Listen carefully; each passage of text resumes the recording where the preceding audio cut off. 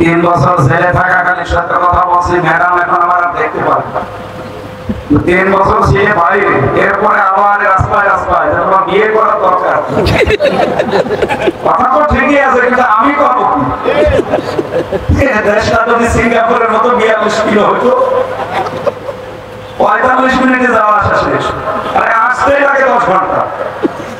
আর যদি সেই কক্সবাজারের টেকনাফে মাহফিল হয়, যাওয়া আসা করতে লাগবে 2 দিন। রাগ করে এমনি করে না, তারপর মাইকে শুনছে না আজকে গেলে আবার বাড়ি সে ছাড় দিচ্ছে, অনেক ছাড় দিয়েছে দিনের জন্য, ইসলামের জন্য, মানবতার জন্য। আল্লাহ তার এই বান্দিকে যেন কবুল করেন। এখনো হয়নি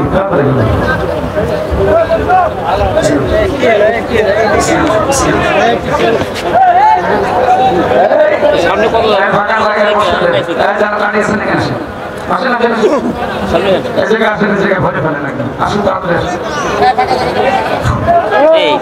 সবাই বসে যান, এই ভাবলেন আওয়াজ বাড়িয়ে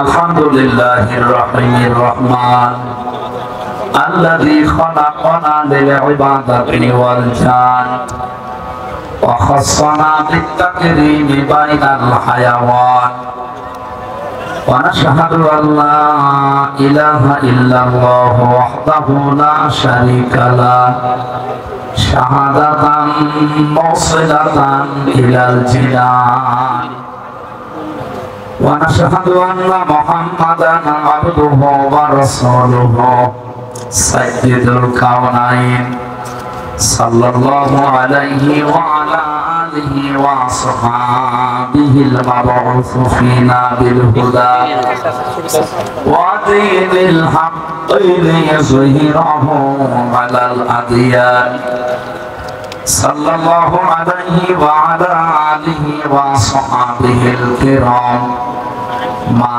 دام الشمس والقمر بجريان والنجم والشجر يسجدان إذا كان أمراؤكم خياركم وأغنياؤكم سمحاؤكم وأموركم شورى بينكم فظهر الأرض خير لكم من بطنها وإذا كان أمراؤكم شراركم وأغنياؤكم بخلاؤكم وأموركم إلى نسائكم فبطن الأرض خير لكم من ظهرها رواه ابن ماجه.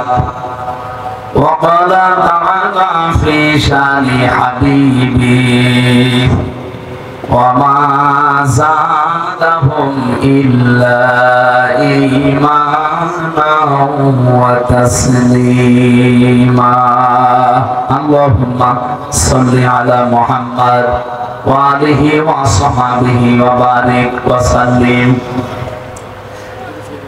জীবনে কখনো তুমি মিথ্যা বলনি, তাই তো তোমায় পেতে কাঁদে ধরনি। তোমারই মতো নেতা পেলেও গো ফুটতো সুখেরই গোলা চামেলি বকুল। আলহামদুলিল্লাহ, আমার আজকের আলোচনার বিষয় আপনারা তেলাওয়াতকৃত আয়াত শুনে বুঝেছেন কিনা আমি জানি না, বাংলা বলছি। আজকের আলোচনার বিষয় হচ্ছে সাবধান, কার আদর্শ অনুসরণ করছে প্রশ্নবোধক চিহ্ন দেওয়া।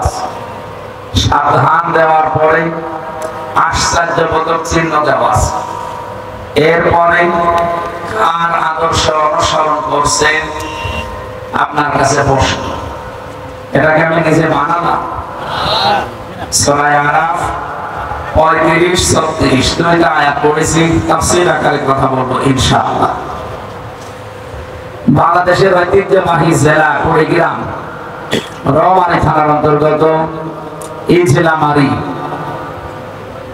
মোহাম্মদিয়া নুরানিয়া হাফিজিয়া মাদ্রাসার উদ্যোগে 24তম বাৎসরিক ঐতিহাসিক তাফসীরুল কোরআন মাহফিলের স্বনামধন্য সভাপতি, রোমালী কামতিয়া আদর্শ ফাজিল ডিগ্রি মাদ্রাসার সম্মানিত অধ্যক্ষ, হাজার হাজার আলেমের উস্তাদ, ইসলামিক চিন্তাবিদ, শিক্ষাবিদ মাওলানা মোহাম্মদ মোকসেদ আলী দামাত বারকাতুহুমুল আলিয়া, মাহফিলের প্রধান অতিথি, বাংলাদেশ জামাত ইসলামী মনোনীত এমপি প্রার্থী, না শব্দটা ঠিক হয়, বাংলাদেশ জামাত ইসলামী থেকে ৩০০ জনকে যে এমপির ঘোষণা দেওয়া হয়েছে, এরা কেউ পদপ্রার্থী নয়, সব নমিনি আমাদের উপরে চাপিয়ে দেওয়া হয়েছে।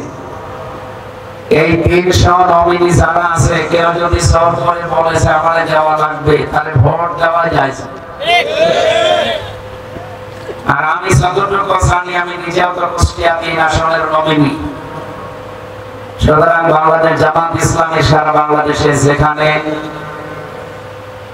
মনোনীত এমপি প্রার্থী বলবেন না, লিখবেন না, বাংলাদেশ জামাত ইসলামী থেকে মনোনীত নমিনি এটা। আপনারা এই নিয়ম নীতি জানেন কিনা জানি না, উনি জোর করে কিন্তু আসেন না। ওনার এই আসনে থানা আছে ৩টা, এই ৩ থানায় যত রোপণ আছে তাদের ভোট হয় গোপনে। এই ভোট বাক্সে সবচাইতে বেশি ওনার নাম এসেছে, এই কারণে তার নাম এখানে দেওয়া। আর যদি অন্য দলের মতো গলা বাড়িয়ে বলে আমারও দেওয়া লাগবে। জামাতের আমির যিনি এখন আছেন ডাক্তার শফিকুর রহমান, ওপেন ঘোষণা দিয়েছেন, বাংলাদেশ জামাত ইসলামী থেকে কেউ যদি এমপি হয়, মন্ত্রী হয়, 5 বছরে তার 1টা টাকাও বাড়বে না। আমি ওপেন চ্যালেঞ্জ দিয়েছি তার সাথে, এই বাংলাদেশে অন্য কোন দলের লোক যদি এই চ্যালেঞ্জ দিতে পারে, আপনি তাকে ভোট দেন। এখন 73টা দল আছে দেশে, নিবন্ধিত অনিবন্ধিত মিলে প্রায় 73টা দল এদেশে কাজ করছে, তারা ভোটে দাঁড়াবে। অন্য কোন দলকে ঘোষণা দিতে বলেন তো দেখি। অনেক দলের লোক বলবে ছাতা এমপি করা, রাস্তায় এসে 5 বছরে যদি আমার 1টা টাকা না বাড়ে, আমি ও রাস্তায় যেয়ে করবো কি? আমার কুষ্টিয়ায় যিনি আছেন, উনি ঘোষণা দিয়েছেন দরকার 50 কোটি টাকা খরচ করবো, তাও এই সিট আমার লাগবে। আমি মাঝে মাঝে মনে মনে প্রশ্ন করি যে 50 কোটি টাকা খরচ করবে কোন লাভের আশা? কথা বলছেন? সুতরাং এমপি পদপ্রার্থী উনি নন, এমপি নমিনি। জামাত ইসলামী থেকে তাকে নমিনি বানিয়েছে। যদি এখন জামাত মনে করে না ওনার দরকার নেই, অন্য কাউকে লাগবে, গোপন ব্যালটের মাধ্যমে যে ভোট হয়, রকমদের যদি অন্য কারো নাম আসে, কালকে ওনারে পাল্টিয়ে দেবে। এটা পাল্টিয়ে দিলে যদি মন খারাপ হয়, ওনার সমস্যা আছে। কথা বলছেন?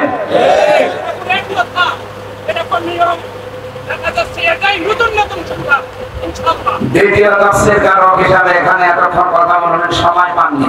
উনি একজন আলোচক, মানের আলোচক আমরা জানি, মাওলানা হুসাইন মাহফুজ চুয়াডাঙ্গা থেকে এসেছে। আসলে আমি সেই ফজরের পর থেকে শুরু করে রাত 8টা-10টা পর্যন্ত এখন বাইরে থাকি। এই বাইরের জেলাগুলোতে আসাও আমার নিষেধ। আজকে আমি এসেছি ছুটি নিয়ে। আপনারা জানেন সে আগের সে নিয়ম এখন বাংলাদেশে আপনি সিলেক্টেড এমপি, কিছু জানে ঘুমে আছে, সকালে পৌঁছে তো এমপি এখন আছে। এখন দুয়ারে দুয়ারে যাওয়া লাগছে, মানুষের ঘরে ঘরে ডোর টু ডোর প্রতিদিন। আর আমার এলাকায়, আমার আসলে 2টা থানা, 4.5 লাখ ভোট। চিন্তা করেন তো কি বড় এরিয়া। এই বিশাল এরিয়াতে প্রতিদিন এই সকাল থেকে সন্ধ্যা পর্যন্ত, এমনকি রাত 10টা-11টায় আমার বাড়ি আসা লাগে। 5টা, 6টা, 7টা, 8টা, 10টা করে প্রোগ্রাম। আমি এত বড় করি। আমি বলেছিলাম যদি আশপাশে কোনো জেলায় গিয়েও যান, এসার পরে তুলে দেবে, অন্তত রাত 9:30, 10টায় যেন শেষ হয়ে যায়। বাড়ি যেই ঘুমাবো, আবার সকালে আপনারা আমার নিয়ে চলবো। মানে এখানে যদি রাত 12টা বাজে, বাড়ি যেতে আবার সকাল থেকে তো শুরু। জানেনা 3টা বছরে আমার এই শরীরের উপরে এমন কোন 1 ইঞ্চি জায়গা নেই যেখানে টর্চার করে না। এই 3 বছরে ফাঁসির কন্ডেম সেলের ভেতরে, বিশেষ করে রিমান্ডে থাকাকালীন ওই মাটির নিচে আয়না ঘরে বহু বছর বলছে। এই জন্য শরীর স্বাভাবিক হতে আরো সময় লাগবে। তার উপরে যে বিশাল দায়িত্ব চাপিয়ে দিয়েছে সংগঠন, সততার সাথে আঞ্জাম দেওয়ার যে শরীর দরকার, আল্লাহ যেন ওই রকম সুস্থতা আমাকে দান করেন। উপস্থিত আছেন বিশেষ অতিথি জনাব আব্দুর রাজ্জাক, সহকারী অধ্যাপক হাফিজুর রহমান, ইসলামী আন্দোলন বাংলাদেশ চরমনাই পীরের যে দল আছে আমরা জানি, এই দল থেকে উনিও নমিনি, নাকি অনেক জোর করে বলেছে আমার দেওয়া লাগবে। ইসলামপন্থী যারা আছে তাদের নিয়ম এটাই, কিন্তু জেনারেল গুলো আমরা দেখি তারা এই পদ নেওয়ার জন্য, এমনকি এই নমিনি হওয়ার জন্য, পদপ্রার্থী হওয়ার জন্য কমপক্ষে 50 কোটি টাকা তারা খরচ করবে। এই নমিনেশন বাণিজ্য যেন আগামীতে কেউ আর করতে না পারে। কেউ করছে তার বাবার নামে, কেউ তার স্বামীর নামে, কেউ তার চাচার নামে, কেউ তার ভাইয়ের নামে। এটা যেন আগামী থেকে চিরতরে বন্ধ হয়ে যায়, এই জন্যই পিয়ার পদ্ধতি চাচ্ছে। অন্য কোন উদ্দেশ্য যারা পিয়ার পদ্ধতি চায় তাদেরকে আপনি জিজ্ঞাসা করেন গোপনে, তারা এই জন্যই চাচ্ছে যে আপনি মন মতো স্বৈরাচার হয়ে উঠবেন, হাসিনার মতো না। আপনাকে কন্ট্রোল করার জন্য বাকি যারা আছে তারা আপনাকে লাগাম টেনে ধরার জন্য থাকবে, আপনি আর মন মতো কিছু করতে পারবেন না। আমি এই বিষয়ে যদি আলোচনা থাকতো আমি করতাম, সুতরাং ইঙ্গিত দিয়েছি।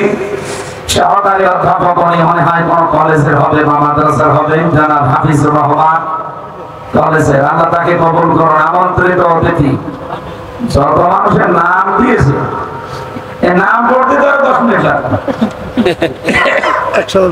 একবারে দোয়া করে দিলাম নাকি। সম্মানিত পরিচালক রিয়াজুল ইসলাম ভাই, এখানে উপস্থিত হয়েছেন আপনাদের থানার অভিভাবক অফিসার ইনচার্জ সম্মানিত ওসি সাহেব, ওনার বাড়ি সেই ফরিদপুর, পাশে কি জানো গোপালগঞ্জ। নাম শুনলে কেমন যেন লাগে, তারপরও ভালো, পাশে তো একেবারে জায়গা মতো না। আল্লাহ তার গোলামকেও যেন কবুল করেন। এখানে আসি বিশেষ করে এই কুড়িগ্রাম, জামালপুর, শেরপুর এই সমস্ত জেলাতে, কোথায় কুষ্টিয়া আসতে একদিন লাগে। এখান থেকে আমার মনে হয় কমপক্ষে 10 ঘন্টা লাগবে আমার গাড়িটা নিয়েছে। এখান থেকে 11টায় যদি শেষ করি, সকাল 6টায় আমার প্রোগ্রাম আছে কুষ্টিয়া শহর। সারা রাত এই গাড়িতে ঘুমাবো কখন? 3 বছর জেলে থাকাকালীন সত্য কথা বলছি, ম্যাডাম এখন আমার দেখতে পারে। 3 বছর ছেলে বাইরে, এরপরে আবার রাস্তায় রাস্তায়, তোমার বিয়ে করার দরকার। কথা তো ঠিকই আছে, কিন্তু আমি করবো দেশটা যদি সিঙ্গাপুরের মতো বিয়ে মুশকিল হতো, 45 মিনিটে যাওয়া আসা শেষ, আরে আসতেই লাগে 10 ঘন্টা। আর যদি সেই কক্সবাজারের টেকনাফে মাহফিল হয়, যাওয়া আসা করতে লাগবে 2 দিন। রাগ করে এমনি করে না, তারপর মাইকে শুনছে না, আজকে গেলে আবার বাড়ি সে ছাড় দিচ্ছে, অনেক ছাড় দিয়েছে দিনের জন্য, ইসলামের জন্য, মানবতার জন্য। আল্লাহ তার এই বান্দিকে যেন কবুল করেন। পুলিশ সদস্য ভাইরা যারা এসেছেন, তাদের ডিউটির বাইরে, 8 ঘন্টা ডিউটির বাইরে যে সময়গুলো আজকে কাটাচ্ছে, এর জন্য সরকার তাদের কিন্তু বেতন বেশি দেবে না, আপনারাও দেবেন না। তারপরও আজকে যারা অন্তত প্রতিদিন এভাবে কাজ করছে, আমরা তাদের কাছে কোরআনের জন্য যেন কবুল করেন এই সময়টা। মঞ্চে বসা যাদের মাধ্যমে বলছিলাম না, যে মহিদুল ইসলাম, জাকির হোসেন ভাই, এদের মাধ্যমে আমরা আসি। আগামী থেকে আমিরে জামাতের নির্দেশ, কোন জেলায়, থানায়, ইউনিয়নে গেলে দায়িত্বশীল যারা আছে তাদেরকে বলে যাবে, কারণ এখন তো আমাদের শত্রুর অভাব নেই। এই জন্য নিরাপত্তার স্বার্থে আমরা চেষ্টা করবো যারা দায়িত্বে আছে জেলা, থানার, উপজেলার এবং ইউনিয়নের, এই মানুষগুলোকে যোগাযোগ করে বলে আসা। আল্লাহ যেন আমাদেরকেও তৌফিক দেন। দল মত নির্বিশেষে আজকের এই অনুষ্ঠান, এটা কি শুধুমাত্র জামাত ইসলাম চরমনাইয়ের অনুষ্ঠান? এমনকি অন্য ধর্মের যারা এলাকায় বাস করে, অন্য ধর্মের মানুষ নেই আছে।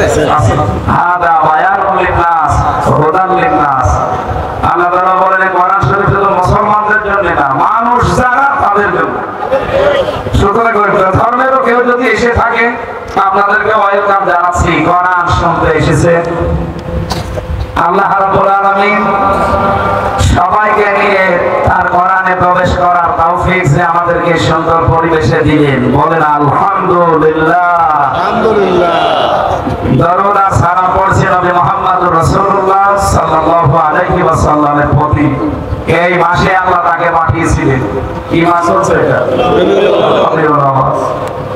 যদিও রবিউল আউয়াল আসলে আমরা অনেকে নবীজির মহব্বতে পাগল হয়ে যাই, কিন্তু যে বিষয়ে মহব্বত করা দরকার সেই অনুসরণের মাধ্যমে সেটাই আমাদের খেয়াল নেই। তাকে আপনি ভালোবাসেন, মহব্বত করেন, কিন্তু অনুসরণের মাধ্যমে।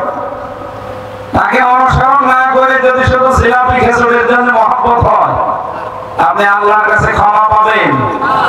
বলেন বলেন। একটু খেয়াল করে শুনবেন এই আয়াতটা, যদি আপনি আগে শুনেছেন। আমি নতুন ভাবে বলছি। রাব্বুল আলামিন বলেন, কুল ইন কুনতুম তুহিব্বুনাল্লাহ ফাত্তাবিউনি ইউহিব্বুকুমুল্লাহ। নবী আপনি দুনিয়ার মানুষকে বলেন, যারা এই কথা বলে আল্লাহ তোমাকে ভালোবাসি, এটা কি আমাদের নেই? কথা বুঝতেছে ভাই?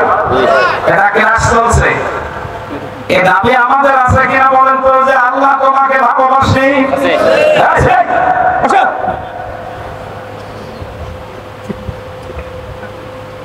আমার কথা বলেন, এদিকে তাকান। কানে নিচে এমন জোরে দেবো না, বড় ভাই ডাকবো। এদিকে তাকিয়ে থাকেন। যারা এই কথা বলে আল্লাহ তোমাকে ভালোবাসে, তাদেরকে আপনি বলেন আল্লাহ তোমাকে ভালোবাসে, কথা বলার দরকার নেই। আমাকে যদি কেউ ভালোবাসার প্রমাণ দিতে চায়, সে যেন আপনার অনুসরণ করে। আমি কোরআন শরীফ ছেড়ে দিলাম আপনার কাছে। পৃথিবীতে যত মানুষ আছে, যদি দেখাতে পারেন সূরা আলে ইমরানের 31 নম্বর আয়াতে যে আল্লাহ বলেছেন আল্লাহকে যদি ভালোবাসতে চাও রাসূলকে ভালোবাসো, দেখান নেই। অথচ আমরা এইটাই শুনেছি এতদিন যে আল্লাহকে ভালোবাসি দাবি যদি কেউ করে, সে যেন রাসূলকে ভালোবাসে। কোথায় আছে আপনি? এখানে ফাত্তাবিউন শব্দ আছে। তাবউন শব্দের শাব্দিক অর্থ হচ্ছে দেখে দেখে চলা। অধ্যক্ষ মকসেদ আলী সাহেব আমার সামনে দিয়ে হেঁটে যাচ্ছে, কতটুকু পায়ের ডিসটেন্স রেখে পা ফেলতেছে, কিভাবে হাত নাড়াচ্ছে, কিভাবে মাথা দোলায়, ঠিক ওইভাবে দেখে দেখে চলার নামটা বড়। আপনি এখানে হাফ বোন শব্দের অর্থ করেন কি করে? এখানে কি হাফ বোন আছে? আল্লাহ যদি ইউহিব্বুকুমুল্লাহ দিবেন, যে তোমাদেরকে যদি কেউ আল্লাহকে ভালোবাসিয়ে দাবি পূরণ করতে চাও, রাসূলকে ভালোবাসো, আমার আল্লাহ বললেন রাসূলকে যেন সে অনুসরণ করে। আমি আল্লাহ কি করবো যেন অনুসরণ করলে? ইউহিব্বুকুমুল্লাহ, নিজে তাকে ভালোবাসা আরম্ভ করব। আমি আল্লাহ তাকে ভালোবাসা আরম্ভ করেছি, এ কথা কিন্তু এখানে নেই। এটা মোজারে, বর্তমান, ভবিষ্যৎ, প্রেজেন্ট, ফিউচার। তার মানে এখান থেকে আল্লাহ আমাদেরকে শিক্ষা দিতে চান, আপনি যদি রাসূলুল্লাহকে অনুসরণ আরম্ভ করেন, আল্লাহ আপনাকে ভালোবাসা শুরু করবে। এই কথা বলে না কেন? আর আল্লাহ যদি কাউকে ভালোবাসা আরম্ভ করে, তার পুরস্কার দুইটা, ওয়া ইয়াগফির লাকুম যুনুবাকুম। আপনার জীবনের একটা অপরাধ আল্লাহ রাখবে না, এই জন্য আল্লাহ সাম্পূর্ণ না দিয়ে যুনুব দিয়েছে। যত অপরাধ ছিল দুনিয়ার সব আল্লাহ মাফ করে দিয়েছে এবং দেবে। এক ফিরে যাও বছরে। এবার আমার প্রশ্ন হচ্ছে, আপনি যে অনুসরণ করা আরম্ভ করবেন, তারপরে আল্লাহ আপনাকে ভালোবাসা শুরু করবে, আর ভালোবাসা শুরু হয়ে গেলে আপনাকে আল্লাহ মাফ করে দেবে। এ পর্যন্ত বুঝেছেন? এই জবাব দেওয়া লাগবে না? বলছেন, আমি জানি আপনি বলছেন।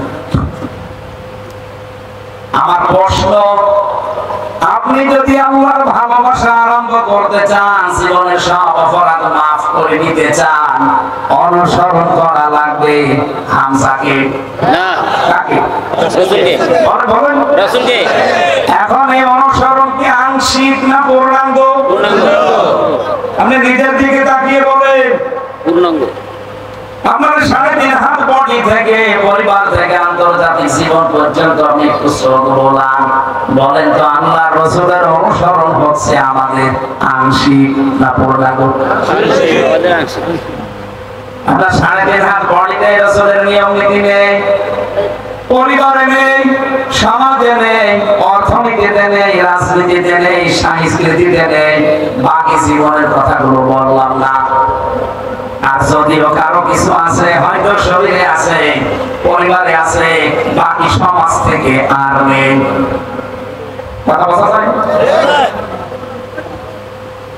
আংশিক অনুসরণ করবে আপনি জীবনে আল্লাহর ভালোবাসা পাবেন, আল্লাহ আপনাকে মাফ করে দেবে। এই হিসাবে আমার মনে হচ্ছে এই দেশে এখন আমরা অনেকেই আল্লাহর ভালোবাসা এখনো পাওয়া শুরু করিনি। আল্লাহ আমাদেরকে এখনো ভালোবাসা আরম্ভ করেনি, কারণ আমার অনুসরণ হচ্ছে ঠিক, কিন্তু আংশিক, পূর্ণাঙ্গ না। এই পৃথিবীতে বহু মানুষের জীবনে আমি পড়েছি, তারা আল্লাহর রাসূলকে অনুসরণ করেছে, ভালোবেসেছে, কিন্তু আংশিক। নবীজির ভালোবাসা তাদের ছিল, অনুসরণ ছিল, কিন্তু আংশিক, পূর্ণাঙ্গ না। এজন্য আল্লাহ তাদেরকে ভালোবাসে নাই, মাফও করে নাই। তারা সব জাহান্নামী। আবু লাহাব, আবু তালেব। আপনি কি মনে করেন তারা রাসূলকে ভালোবাসতো না? আপনি আবু তালেবের জীবনী পড়ে দেখেন, নিজের ছেলে আলীর চাইতে নবীজি মুহাম্মদ রাসূলুল্লাহকে ভালোবাসতো বেশি। এমনকি মুহাম্মদ রাসূলুল্লাহকে বলেছিল, তোমার ধর্ম তুমি প্রচার করো, যত বাধা আছে আমি দেখবো। যদিও লোকটা মুশরিক। আর আবু লাহাব নিজের কাজের মেয়ে লোক বাড়িতে দাসী সোয়াইয়া নামে যে মহিলা তার বাড়িতে কাজ করতো, শুধু নবীর জন্মের কথা তাকে শুনিয়েছে, আনন্দে খুশি হয়ে আঙ্গুল দুইটা দিয়ে মুক্ত করে দিয়েছে। যা তার কিনে নেওয়া টাকা দিয়ে কাজের মেয়েকে এসে মুক্ত করে দিয়েছে। কত হাজার হাজার টাকা হতে পারে আপনি ভাবেন। ওই জামানায় গরু ছাগলের মতো মানুষ কিনতে পাওয়া যেত। কিনে নেওয়া মহিলাকে সে আজাদ করেছে রাসূলের সুসংবাদ শুনে জন্মের। আপনি তো এত কিছু দিতে পারেননি। তারা রাসূলকে ভালোবেসেছে, অনুসরণ জীবনে কোনো না কোনো জায়গায় করেছে, কিন্তু পূর্ণাঙ্গ না, আংশিক। এই জন্য দুইজনকে আল্লাহ ভালো তো বাসেই নাই, মাফ করে নাই, জান্নাতেও দেবে না। সৃষ্টি অপরপৃষ্ঠায় দেখুন, আরো দুইজন চাচার জীবনী পড়েছি, হযরতে আমির হামজা, হযরত আব্বাস রিদওয়ানুল্লাহি তাআলা আলাইহিম আজমাইন। এই দুইজন চাচা নবীকে ভালোবাসতো জান প্রাণ দিয়ে, এবং অনুসরণও করেছে পূর্ণাঙ্গ। এজন্য আল্লাহ এই দুইজন চাচাকেও ভালোবেসেছেন এবং তাদেরকে মাফ করে দিয়েছেন। তাদের নামে কোরআনের আয়াত নাযিল হয়েছে, রাদিয়াল্লাহু আনহুম ওয়া রাদু আন। আল্লাহ যেমন তাদের উপরে খুশি, তারাও আমার আল্লাহর উপরে খুশি ছিল। যদি বলেন সুবহানাল্লাহ। তারপরে গ্রামবাসী বড় ভালোবাসে আপনাদেরকে। নিজের বিবেকের সাথে এখন মিলিয়ে সিদ্ধান্ত নেওয়া লাগবে যে আজকে থেকে আমার অনুসরণ হবে শুধুমাত্র আংশিক না, পূর্ণাঙ্গ। কথা বলেন না কেন? যে রাসূলের কথা মতো, নির্দেশ মতো দাঁড়িয়ে রেখেছি, যার কথা মতো, নির্দেশ মতো দস্তরখানা বিছিয়ে খাবার খাই, তার নির্দেশ মতো আমি রাজনীতি করলেও ইসলাম দিয়ে করব। এটা শুধুমাত্র এই সামিয়ানা পর্যন্ত শেষ। রবিউল আউয়াল মাস এসেছে, চলেও যাচ্ছে। এই শিক্ষাগুলো আমাদেরকে দিতে এসেছিল যে রাসূলকে আংশিক অনুসরণ করবা না, শুধু ভালোবাসায় গদগদ হয়ে সিলাপিয়ার খিচুড়ি খেয়ে শেষ করে দিবা না, তার পূর্ণাঙ্গ অনুসরণের সিদ্ধান্ত নিয়ে মাঠে নেমে পড়ো। আপনি যদি পূর্ণাঙ্গ সিদ্ধান্ত নিতে না পারেন, আল্লাহর কসম আল্লাহ আপনাকে এখনো ভালোবাসা কিন্তু শুরু করেনি। কারণ এখানে আল্লাহ মাঝি দেয়নি, অতীতের শব্দ দেয়নি, পাস্ট দেয়নি, দিয়েছে মোজারে, বর্তমান, ভবিষ্যৎ, প্রেজেন্ট, ফিউচার। যখন আপনি আরম্ভ করবেন তখন আল্লাহ শুরু করবেন। আমি নিজের দিকে তাকিয়ে মাঝে মাঝে ভাবি, হ্যাঁ আমার মাথা থেকে পা পর্যন্ত হয়তো রাসূলুল্লাহর নিয়ম নীতি আছে, পরিবারে হয়তো আমি কম বেশি মানতে পারছি, কিন্তু সমাজে গেলে আমার আর নিয়ন্ত্রণ নেই। অর্থনীতিতে গেলে আমি আর পারছি না, সমাজনীতিতে গেলে আর পারছি না, রাজনীতিতে গেলে আমি আর পারি না। অথচ আমি ভরসা করে বসে আছি, আল্লাহ যখন বানিয়েছে, কালেমা যখন পড়েছি, জান্নাতে যাব। العاجز من دان نفسه وعمل لما بعد الموت والعاجز من اتبع نفسه هواها وتمنى على الله رواه الترمذي। হযরত আনাস থেকে বর্ণিত, বিশ্বনবী জানিয়েছেন, ওই লোকটাই তো বুদ্ধিমান যে আখিরাতের জন্য কাজ করে আর ভরসা করে আল্লাহর প্রতি।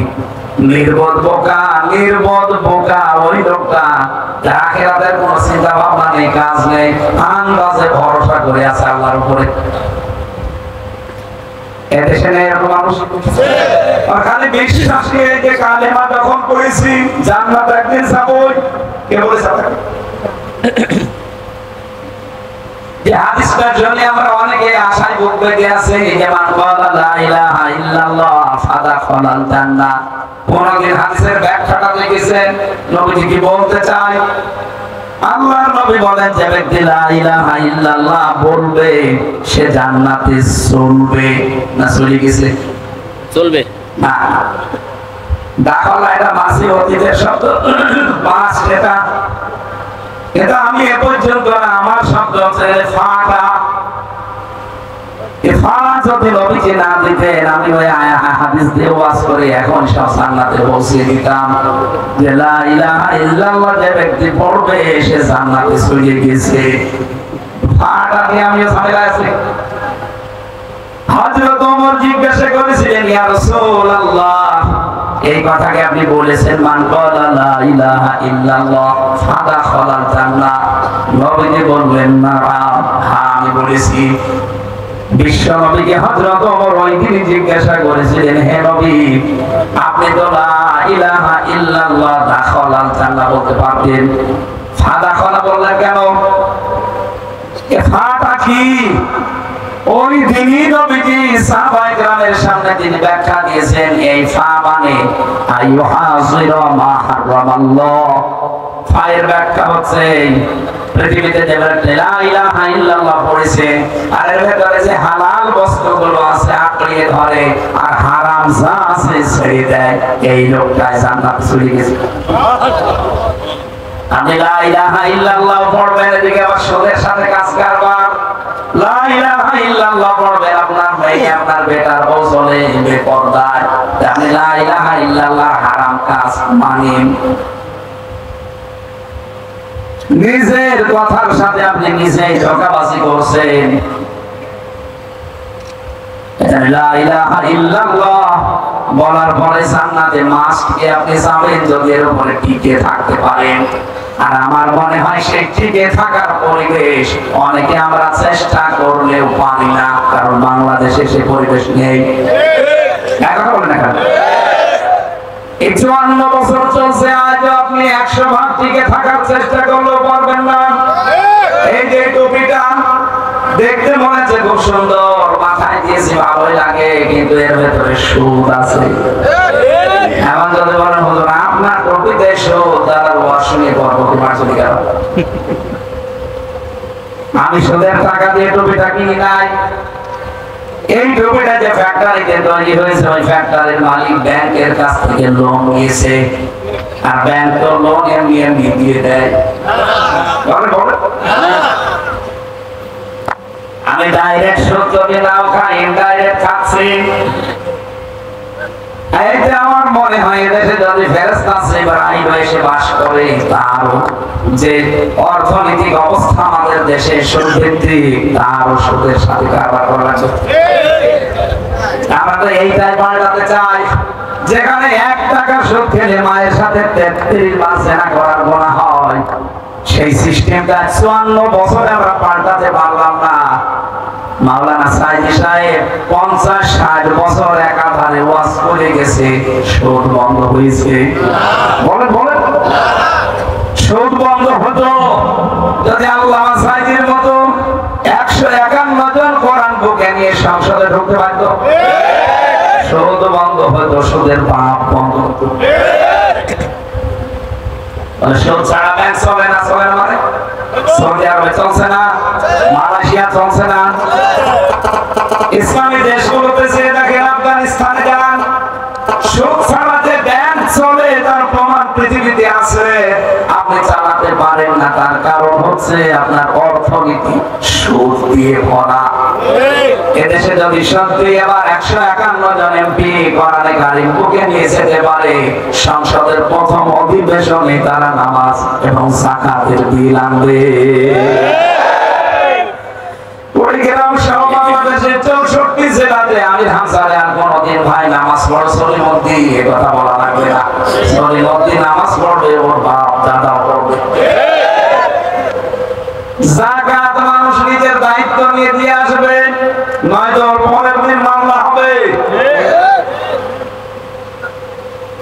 ভালো ভালো কাজগুলো তারা আইন পাশ করে জারি করা হবে, অন্যায় কাজগুলো, অবৈধ কাজগুলো আইন পাশ করে বন্ধ করে দেওয়া হবে।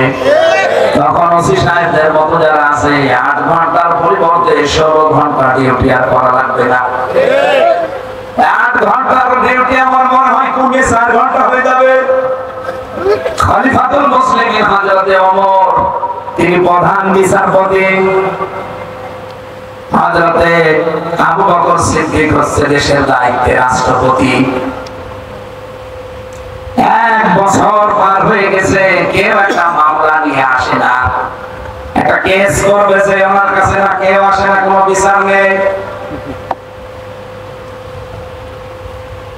হযরত ওমর যে বললেন, আবু বকর সিদ্দিক আপনি তো দেশের দায়িত্বে আছেন, আমিরুল মুমিনিন, খলিফাতুল মুসলিমিন, এক কাজ করেন, প্রধান বিচারপতির যে পদটা আছে এটা বাদ দিয়ে দেন, কারণ বেকার আমার মামলা নেই, এখানে বসে থাকি। হযরত আবু বকর বললেন, ওমর একটা বারের জন্য কি চিন্তা হয় না তোমার যে 1 বছর তোমার কাছে কোনো মামলা আসলো না কেন? মনে বলছে, হ্যাঁ আমি চিন্তা করে দেখেছি যে এই দেশের দায়িত্বশীল মানুষটা এত সৎ। কি সৎ ছিল? আমি একটা হাদিস পড়েছিলাম না, ইদা কানা উমারুকুম খিয়ারুকুম, যখন দেশের দায়িত্বশীল মানুষগুলো সৎ হবে, তারা নেককার হবে, ওয়াগিনিয়াকুম সুমাহাকুম, যখন দেশের ধনী মানুষগুলো দানশীল হবে, ওমরকুম শুরা বাইনাকুম, আর সব কাজ যখন পরামর্শের ভিত্তিতে করা হবে, ফাজাহারুল আরদি খায়রুল লাকুম মিন বাতনিহা, তখন কবরে যাওয়া লাগবে না, এই জমিটাই তোমার জন্য জান্নাতের মতো হয়ে যাবে। ওয়াইদা কানা উমারাকুম শিরারুকুম, যখন দেখবে দেশের দায়িত্বশীল মানুষগুলো, নেতাগুলো এরা খারাপ চরিত্রের, এই বাংলাদেশে এমপি হোস্টেল থেকে মেয়েদের কান্নার আওয়াজ আসে, এটা কি বাস্তব না অবাস্তব? দেশের ধনী মানুষগুলো যখন ত্রিপণ হয়ে যাবে, যখন দেশের সব কাজ মেয়েদের পরামর্শের ভিত্তিতে করা হবে, রান্নাঘর থেকে সংসদ পর্যন্ত মেয়েদের পরামর্শের বাইরে আপনি কিছু করতেই পারেন না। আমি নিচে নামলাম না,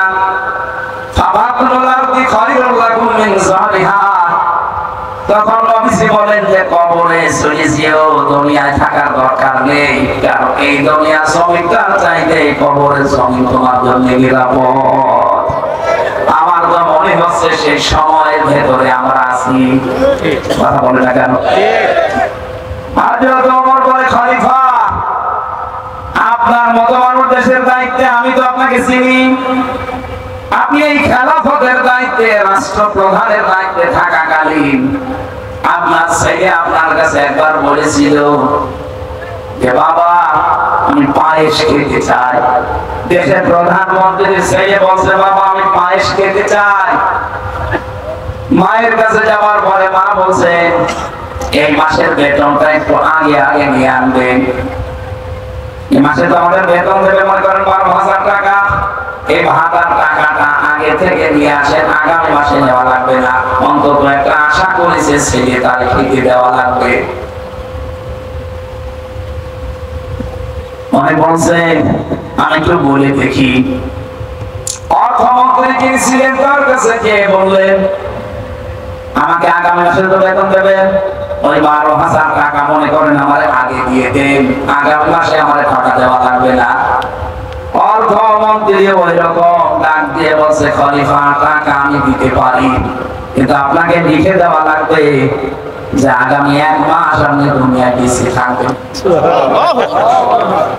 আগামী 1 মাস আপনাকে এই চেয়ারে জনগণ বসাইয়া রাখবে, এটা আপনি লিখে দেন তো দেখি, তারপরে আগামী 1 মাসের বেতন দেব। হযরত ওমর বসে বেতন লাগবে। বাড়িতে যে বসে স্ত্রী এই বলেছিলাম সবাব পেয়েছি, বয়স খাওয়া লাগবে না। আমার মনে হয় বাংলাদেশে কোন একটা মেম্বার পাওয়া যাবে এরকম, বলেন। আমি নিজে চিল্লাচ্ছি মানে আমিও এরকম। হযরত ওমর, হযরত আবু বকরের স্ত্রী উম্মে রুমানা রাদিয়াল্লাহু তাআলা আনহা, তিনি ঠিক 15 দিন পরে মাছ রান্না করে ছেলেকে আর স্বামীকে দিয়েছেন। ছেলে তো খাওয়া আরম্ভ করেছে। হযরত আবু বকর স্ত্রীকে বললেন দাঁড়াও, কোথায় পেলে তুমি? আমি তো টাকা এনে দেয়নি। হযরত উম্মে রুমানা স্ত্রী বলছেন স্বামী আপনি মনে করবেন আমি হারাম কোন ইনকাম নিয়ে খাওয়াচ্ছি আপনাকে, আপনি যে প্রতিদিন যে টাকা আমাকে দেন হাত খরচের জন্য, ওখান থেকে আমি 1 মুষ্টি করে চাউল তুলে রাখতাম, গমের আটা সব 15 দিন তুলতে তুলতে প্রায় 2 কেজি হয়ে গেছে। এটা পাশের বাড়িতে একজনের কাছে বিক্রি করে ওইটা দিয়ে পায়েস বানিয়েছি, এটা হালাল টাকা। হযরত আবু বকর সিদ্দিক ছেলেকে বললেন জনমের খাবার খাও, নিজের খাবারটা স্ত্রীকে দিয়ে বললেন তুমি খেয়ে নাও, আমি গেলাম। কোষাধ্যক্ষ যিনি ছিলেন, অর্থমন্ত্রী যিনি ছিলেন, তাকে বললেন আগামী মাস থেকে আমার বেতন যেহেতু 12,000, 10,000 টাকা দিয়ে হবে, কারণ আমি হিসাব করে দেখলাম আমার স্ত্রী 10,000 টাকা হলেও সংসার চালাতে পারে। এই 2,000 টাকা আমি উদ্বৃত্ত নিয়ে জনগণের কাছ থেকে কিয়ামতে কি জবাব দেব? হযরত ওমর বললেন খলিফা আপনার চরিত্র তো আমি জানি, আপনি কোন পর্যায়ের মানুষ, আপনার মতো মানুষ দেশের দায়িত্বে আছে। আমার মনে হয় এটা শুধু ইতিহাসের পাতায় হাদিসের পাতায় পড়েছি, এই বাংলাদেশে আমরা নিজের চোখেও দেখেছি। মাওলানা মতিয়ার রহমান নিজামী এর জ্বলন্ত প্রমাণ। একজন মন্ত্রী, আপনি বলছেন মেম্বার না, চেয়ারম্যান না, ভাইস চেয়ারম্যান না, উপজেলা চেয়ারম্যান না, মেয়র না, এমপি না, উনি মন্ত্রী। অথচ এখনো পর্যন্ত পাবনা এসে দেখেন ওনার বাড়িটা চারিদিকে মাটির দেওয়াল দেওয়া, উপরে টিন দেওয়া। আমার কুষ্টিয়ানের বোরহামারা জামাত নমিনি যাকে বানিয়েছে জনাব আব্দুল গফুর, আল্লাহরে বান্দা, ধনী মানুষের সন্তান, ইসলামী আন্দোলন করতে করতে আল্লাহরে বান্দা এখন একেবারে প্রায় বিশ্ব হয়ে গেছে। একটা বাড়ি আছে মিরপুরে কুষ্টিয়ায়, বাড়িটা যে রং করবে সেই টাকাটাও তার নেই, অথচ উনি এমপি নমিনি। উপজেলা চেয়ারম্যান ছিলেন 3 বার, ইউনিয়ন চেয়ারম্যান ছিলেন 3 বার, মেম্বার ছিলেন 3 বার। আরে ভাই একবার মেম্বার হলে তো তার 10 বছর কিছু করা লাগে না, আর সে 5 নং 45 বছর একাধারে জনগণের প্রতিনিধি, বাড়িতে রং করবে সে টাকা নেই। ইয়ানত আমার কাছে নাই সেটা 15,000 টাকা, আর ওনার কাছে নাই 150 টাকা। একটা উপজেলা চেয়ারম্যান একবার হলেছে বাজেট আসে, আমি তো নিজে এই সমস্ত বিষয়গুলো একটু হ্যান্ডেলিং করে দেখেছি তাদের সাথে, জীবনে কিচ্ছু করা লাগে না। একবার হয়ে গেলে হাজার হাজার লক্ষ লক্ষ টাকা বাজেট আসে, তার মাধ্যমে একটা ব্রিজ যদি মিলিয়ে দেয়, আল্লাহু আকবার।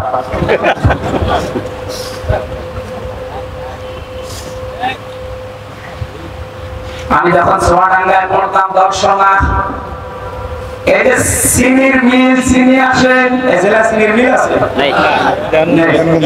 দেওয়ানগঞ্জ, সবচাইতে বড় চিনির মিল এই বাংলাদেশে চুয়াডাঙ্গার দর্শনা কেরোস মিল। এত বড় বিশাল মিল আজ পর্যন্ত কোনদিন লাভের মুখ চোখে দেখেনি। প্রতি বছরে লস হয়। শুধু একবার লাভ হয়েছিল, যেবার শিল্পমন্ত্রী ছিল মাওলানা নিজামী। আল্লাহু আকবার। এমনি হয়নি, উনি এমন একজন সৎ এমডি কে পাঠিয়েছিলেন যে দায়িত্বকে সঠিকভাবে পালন করলে ওখান থেকে লস না লাভ হয়, তার প্রমাণ এইটা। আমি তখন ওখানে পড়তাম, আমি দেখেছি নিজের চোখে। রাত 2টার সময় এসেছে উনি, ঢাকা থেকে ওনারে পাঠিয়েছে মাওলানা নিজামী গোপনে যান। এতদিন তো লস হয়, এবার দেখি ওখানে লাভ বের করা যায় কিনা। আল্লাহর বান্দা ওখানে রাত 2টায় পৌঁছিয়েছে। দারোয়ানকে পরিচয় দেওয়ার পরে দারোয়ান তার ভয়ে ঘাবড়িয়েছে। দারোয়ানকে বলছে তোমার ডিউটি কয়টা পর্যন্ত? এই কয়টা। ঠিক আছে, তোমার পোশাকটা একটু খুলে দাও। ওনার পোশাক খুলে নিজের গায়ে নিয়েছে। আর ওনার যে জামা ছিল হাফ জামা, ওইটা বলছে তুমি এটা পরিধান করে তোমার যে ঘর আছে ঘুমিয়ে পড়ো, বাকিটা আমি দেখছি। ফজরের নামাজ পড়েছে আল্লাহর বান্দা, ড্রাইভারকে দিয়ে গাড়ি বাংলোতে পাঠিয়ে দিয়েছে। ফজরের নামাজ শেষ করার পরে দারোয়ানের পোশাক, সকাল থেকে ডিউটি শুরু, সবাই আসতেছে একটা একটা করে, দরজা খুলে দিচ্ছে। 10টা পর্যন্ত খুলে দিয়েছে। 10:45 বাজে একজন অফিসার এসে গাড়ি হরেন দেয়, খুলতে চায় না। কি গো, আজকে দারোয়ান কি হয়েছে, ঘুমিয়ে গেল নাকি? তাকিয়ে দেখে দাঁড়িয়ে দারোয়ান, কিন্তু দরজা খোলে না। এই বেটা, দরজা খুলে দেন না, আপনার জন্য আজকে দরজা খোলা হবে না। এখন বাজে 10:45, আপনি আজকে বাড়ি চলে যান। আরে দারোয়ানের বাচ্চা, 45 মিনিট মাত্র লেট, আমি বাড়ি চলে যাবো মানে? এই মিলের আমি 3 নাম্বার দায়িত্বে আছি। অনেক বলছে আপনি যত বড় দায়িত্বে থাকেন না কেন, আমিও নতুন এসেছি, আপনাকে আমি ঢুকতে দেবো না, কারণ আপনার 45 মিনিট লেট। 10টার আগ পর্যন্ত আমি সবাইকে ঢুকিয়েছি, 10টার পরে যারা এসেছে বার্গেনিং করে হলো দিয়েছি। বাবা মা তুলে যখন কথাবার্তা আরম্ভ করেছে, বলছে ঠিক আছে স্যার আপনি যান। অনেককে তো ফেরিয়ে দিলাম, আপনার মুখের ভাষা স্যার, আপনার রোগ পাক, আপনার দ্বারা হবে না, যান আপনি। দারোয়ানকে বলছে বেটা তোর পোশাক নিয়ে চলে গেছে ঘরে। অফিসে প্রবেশ করে ডাক দিয়েছে যে আমাকে একটু ডাক দেন। এসে দেখে ওই দারোয়ান পোশাক আশাক উল্টো পাল্টা।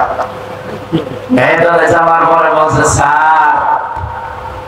আপনার সালাম দেওয়া লাগবে না, কারণ আপনার মুখে সালাম মানায় না। সালাম আমরা যার কাছ থেকে পেয়েছি সেই মুহাম্মদ রাসূলুল্লাহ জীবনে কোনোদিন কাছে ফাঁকি দেয়নি। আপনার যে দাড়ি এত বড় বড় দাড়ি কেটে ফেলেন, আপনার মুখে দাড়ি মানায় না।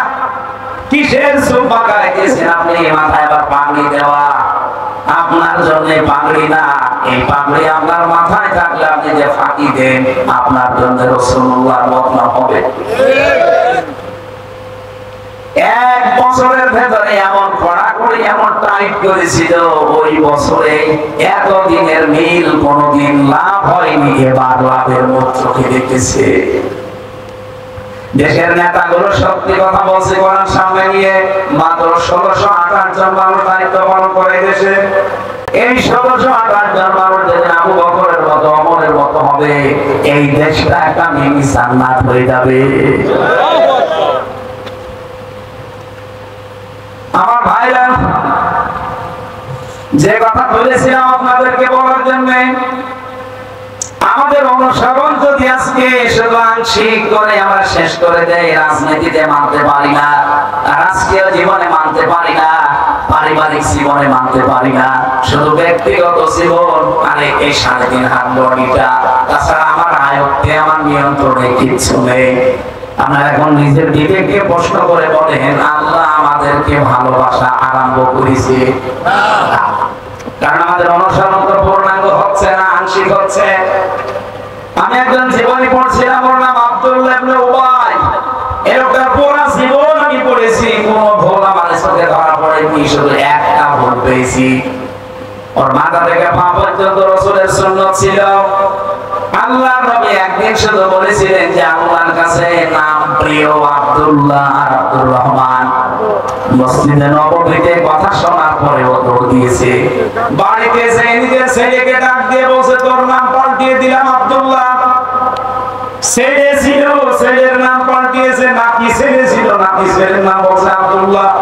ওর বাবার নাম পাল্টিয়ে দিয়েছে আব্দুল্লাহ, ওর দাদার নাম পাল্টিয়ে দিয়েছে আব্দুল্লাহ, ওর নিজের নামও পাল্টিয়ে দিয়েছে আব্দুল্লাহ। আব্দুল্লাহ দরকার 1 2 3 4 5 6 নম্বর হিসাবে ডাকবো, তাও আমাদের নাম কি আব্দুল্লাহ। নবীজির কথা শোনার পরে কি অনুসরণ করতে বলেন তো? নিজে নবীজির পেছনে নামাজ পড়তো, ইফতারি করতো নবীর সাথে, সব আমি ওকে পেয়েছি। শুধু রাজনৈতিক জীবনে রাসূলুল্লাহকে মানত না, ওর আদর্শ ছিল তলে তলে আবু জেহেল।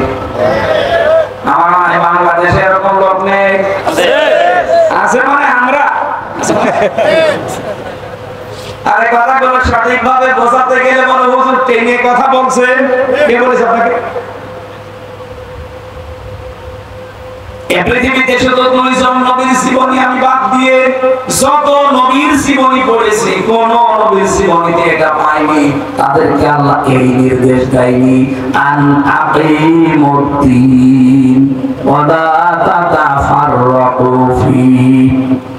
খালি সুলাইমান নবী আর আদম নবী, আদম নবীর সময় মানুষই ছিল না, আর সুলাইমান নবীর সময় উনি বাবার কাছ থেকে রাজত্ব পেয়েছিলেন।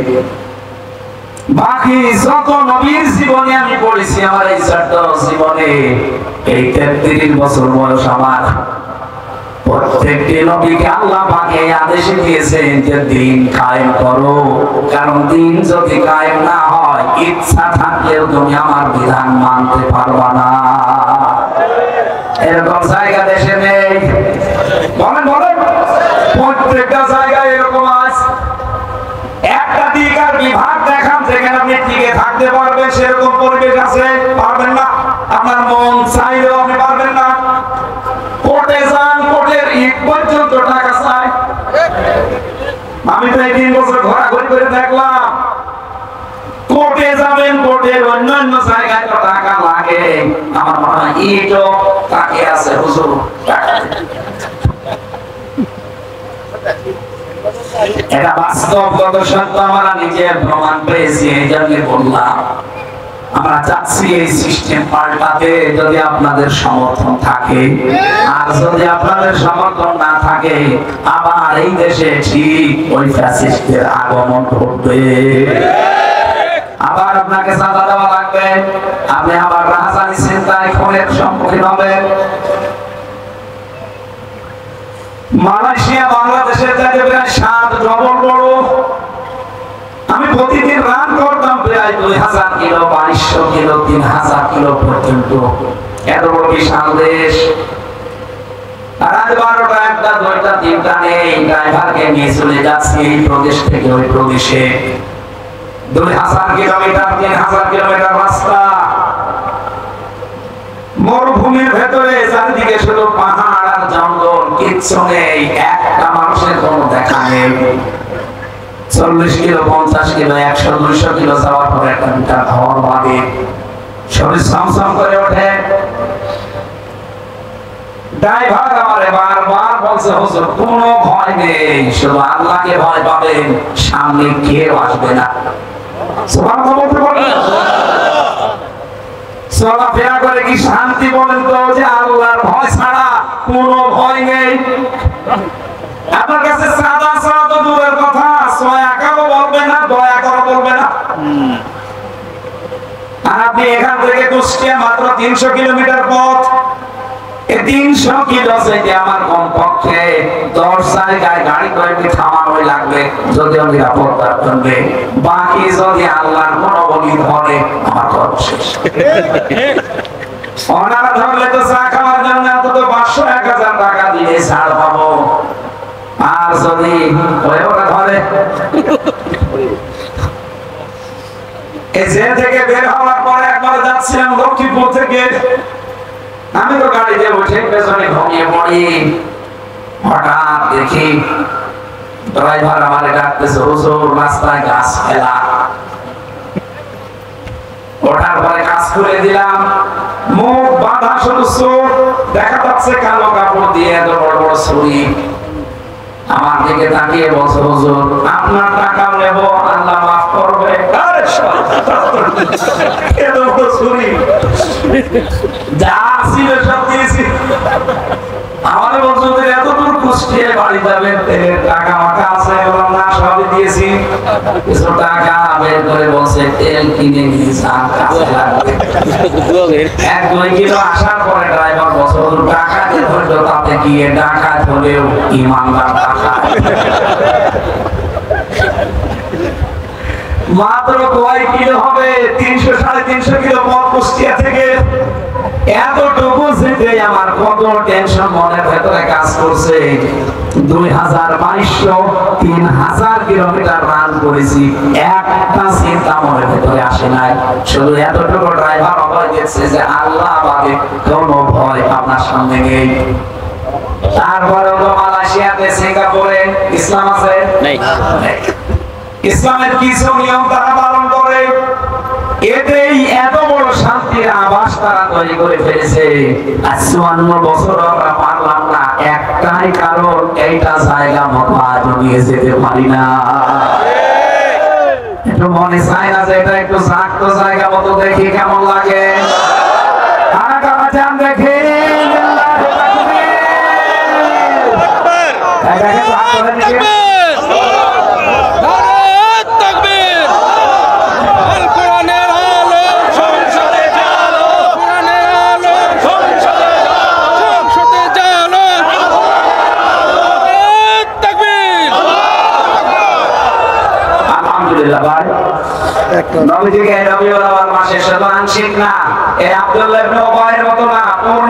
অনুসরণ করে নবীর সাথে জান্নাতে যেতে চায়। আমার আজকের আলোচনার বিষয় কি বলেছিলাম মনে আছে? সাবধান, আর আদর্শ অনুসরণ করছে। এবার আসেন সূরা আরাফ থেকে, নাকি চলে যাবেন? না, বেশি হয়ে গেল নাকি? না, সূরা আরাফ তাফসীর করতে হলে উসুলে তাফসীরের মূল নীতি আছে 15টা। যারা মুফাসসির এখানে আছে, যারা তাফসীর পড়ায়, এর 15টার ভেতরে 13 নাম্বার একটা কায়দা আছে যে কোন আয়াত থেকে তাফসীর করতে হলে তার আগের আয়াত পরের আয়াতের সাথে সম্পর্ক কি, এটা আপনাকে আগে জানা লাগবে। এটা মূল নীতির ভেতরে পড়ে। 2 নম্বরে, 1 নম্বরে শুদ্ধ তেলাওয়াতের ভেতরে আছে, আমরা পড়েছি। এরপরে মাতৃভাষায় অর্থ, এটা আমরা করব। 3 নম্বরে ঐতিহাসিক প্রেক্ষাপট, শানে নজরুল। এরপরে ব্যাখ্যা, আধুনিক ব্যাখ্যা দেওয়া লাগবে। মানধাতা বলে ব্যাখ্যা বা দেখো, আধুনিক ব্যাখ্যা দেওয়া লাগবে কি দরকারে আয়াত থেকে একটা একটা করে এভাবে তাফসীর ফিজিয়াল কোরআন সাইয়েদ কুতুব রাহমাতুল্লাহ আলাইহি এটা 15টা দিয়েছেন। তাহলে আমরা দেখি সূরার নামকরণের ভেতরে আছে, এটা সূরার নাম যেহেতু সূরা আরাফ, কি বললাম? আরো জোরে বলেন, আরাফ। এর শাব্দিক অর্থ হচ্ছে পরিচিত হওয়া প্রাচীর। জান্নাতের আর জাহান্নামের মাঝে একটা প্রাচীর দেওয়া থাকবে, ওখানে আল্লাহ কিছু মানুষকে বসিয়ে দেবে। ওরা জান্নাতেও যাবে না, জাহান্নামেও যাবে না। 46-47 নাম্বার আয়াতে আছে এই নামকরণের বিষয়গুলো। وبينهما حجاب وعلى الأعراف رجال يعرفون بسيماهم إلى آخر آيات। রব্বুল আলামিন বলেন, এমন কিছু মানুষকে আমি আরাফ নামক এই প্রাচীরের উপরে দাঁড় করিয়ে দেব, এরা জান্নাতেও যাচ্ছে না, জাহান্নামেও যাবে না। নবীজি কিন্তু শেষে আর বলেননি যে এই মানুষগুলো যাবে কোথায়। কুড়িগ্রামবাসী আপনার নিজের দিকে এবার তাকিয়ে বলেন তো, আল্লাহ যদি এই প্রাচীরে আমাকে আপনাকে দাঁড় করিয়ে দেয়, জান্নাতও পাবেন না, জাহান্নামও যাবেন না, ওখানে বসে থাকা লাগবে। এবার সাহাবী প্রশ্ন করলেন, নবীজি ওরা জান্নাতে যাবে না কেন? বিশ্ব নবী বলেন একটা মাত্র কারণ, ওদের সব ভালো ছিল, মায়ের সাথে আর বাবার সাথে সম্পর্ক ভালো ছিল না। এরকম সন্তান দেশে নেই? বলেন বলেন। শুধু আছে বলে আপনি শেষ করে দিচ্ছেন না, আমি এর সাথে একমত না। বাংলাদেশের কোন সন্তান যত খারাপ হোক, ও কোনো দিন চাবে না যে বিয়ের পরে আমার মা বাবা আমার থেকে দূরে চলে যাক, আলাদা হয়ে যাক, বৃদ্ধাশ্রমে থাকুক, না, কোনোদিন চায় না। এটা চাওয়ার পেছনে যারা ভূমিকা পালন করে তারা হচ্ছে আমার বউ। এর আগে মনে হয় শুরু হয়নি। সম্মানিত মা বোন যারা এসেছেন, আপনারা খালি আমাকে দোষারোপ করেন যে হুজুর আমাদের পেছনে শুধু লেগে থাকে। আপনাদের ভালোবাসি আমি বেশি। ভালো করে শোনেন, প্রত্যেকটা সন্তান তার মায়ের সাথে বাবার সাথে জড়িয়ে থাকা জিনিসকে বেশি ভালোবাসে। এই জন্য মানুষের স্বভাব এটা। আমার 33 বছর, এরপর আমি বাড়িতে গেলে আমার মায়ের আচরণ থাকি। আমার মার কাছে আমি 33 বছরের সারা দেশ পরিচিত আমি হামসা না, আমি সেই ছোট্ট হামসা আছি। আপনি দেখেছেন যে 90 বছর মায়ের বয়স, 70 বছর ছেলের বয়স। মায়ের চাইতে ছেলে মাত্র 20 বছরের ছোট। এত বড় মুরব্বী ছেলেকে মা ধরে ছড়াচ্ছে।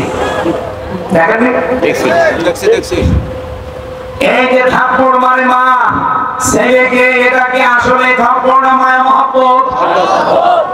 এই মায়ের কাছে যত বড় ছেলে হোক, 70 কেন, ওই ছেলের বয়স যদি 80 বছর হয়, তাও মনে করবে আমার সেই ছোট্ট দাঁড়িয়ে আছে। পৃথিবীর প্রতিটা সন্তান তার মায়ের সাথে বাবার সাথে জড়িয়ে থাকা জিনিসকে বেশি ভালোবাসে। এই জন্য বৌমা যারা এসেছেন, পুত্রবধূ, তাদেরকে বলবো, যদি স্বামীর সত্যিই মন পেতে চান, যদি সত্যিই মনে করেন যে স্বামী আমাকে মন থেকে ভালোবাসুক, তাহলে আপনি এই স্বামীর মায়ের আপনার শাশুড়ি মেয়ে হয়ে যান। যত কাছাকাছি থাকতে পারবেন, তার খেদমত যত বেশি করবেন, তার সাথে যত মিশে থাকতে পারবে, তত বেশি আপনি স্বামীর কাছে দামি। আর যদি মা বাবার সাথে সম্পর্ক আপনার ভালো না থাকে, শাশুড়ির সাথে যদি দাঁড় কোমড়ার মতো সম্পর্ক হয়, এই ছেলেটা হয়তো আপনার ওই সন্তানের কারণে, ছেলে মেয়ের কারণে আপনাকে কিছু বলতে পারে না, কিন্তু মনে মনে সে মানসিক রোগী হয়ে যায়। এরকম রোগী আছে কারা? হাত তোলেন তো।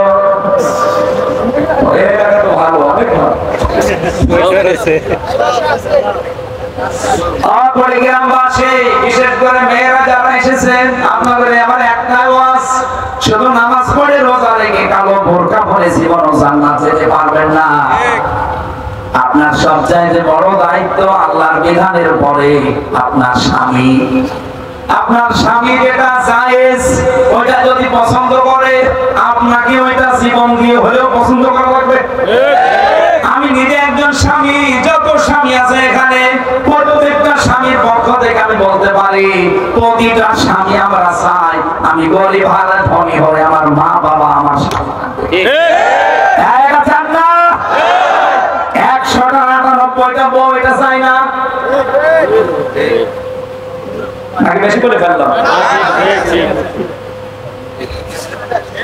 এটা জায়েজ কাজ, আর আমি নিজে পছন্দ করি, আমি চাই। আপনি এটা চান না কেন? আপনার বাবা আমার কাছ থেকে কি টাকা নিয়ে এসে দেওয়া লাগে? আমার খেয়ে থাকি না খেয়ে থাকি, আমার 25 বছর আমার পেছনে শ্রম দিয়েছে বিনা স্বার্থে। মা, এই বাবা, এরা আমার সাথে থাকবে। আমি যদি পান্তা ভাতও খাই, তারা তা খাবে।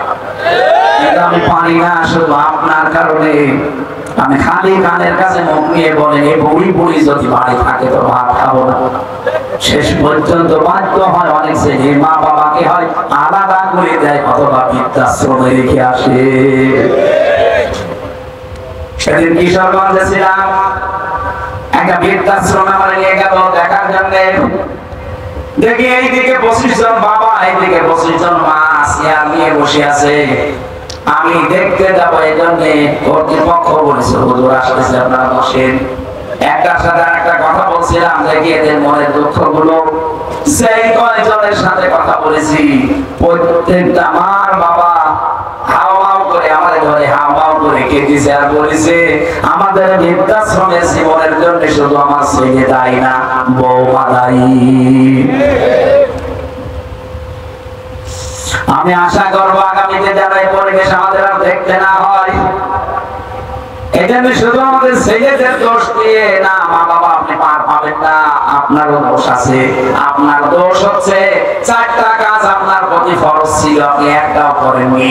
1 নম্বরে আমার একটা সুন্দর নাম রাখার দরকার ছিল আপনার। আপনি কি নাম রেখেছেন আমার? এমন একটা নাম আপনি দিয়েছেন, ওই নামের প্রভাবে আমার ভেতরে আরো উলটপালট হয়। আপনি এমন নাম রেখেছেন, সন্তানের ওই নামের প্রভাব পড়বে তার জীবনের উপরে। আমি সেদিন কুষ্টিয়ার বড় বাজারে একটা দোকানের নাম লেখা দেখলাম, মেহার স্টোর। দোকানদারকে বললাম কি লিখেছেন? বলছে হুজুর আমার ছেলের নাম মেহার রেখেছেন কেন? বলছে কোরআন শরীফ পড়তে গিয়ে পেলাম অবিবিসাল মেহার। বিসাল মেহার মানে জাহান্নামের নিকৃষ্ট স্থান। কত মানুষ ছেলের নাম ওল্টু গোল্টু ছেন্টু ফান্টু আগুন পানি বাতাস কত কিছু লাগে, ছেলের নাম রেখে দিয়েছেন ডেঞ্জার। বড় হয়ে বিপজ্জনক হবে। কার বড় এলাকা বড় এলাকা, দাদাদের কাছ থেকে সব ভালো ভালো জিনিস আসতেছে। আমাদের এই দেশ থেকে লোহা তামা সোনা রূপা সবগুলো পাচার হয়ে যায়, আর দাদারা আমাদের জন্য হাতিয়া পাঠায়। বাবা যায় নাকি এটা বড় এলাকা আছে না?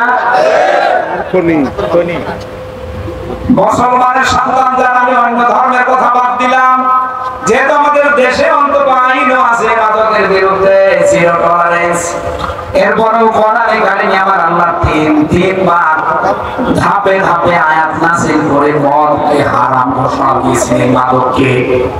রব্বুল আলামিন জানিয়েছেন ইয়া আইয়ুহাল্লাযীনা আমানু ইন্নামাল খামরু ওয়াল মাইসিরু ওয়াল আনসাবু ওয়াল আজলামু রিজসুম মিন আমালিশ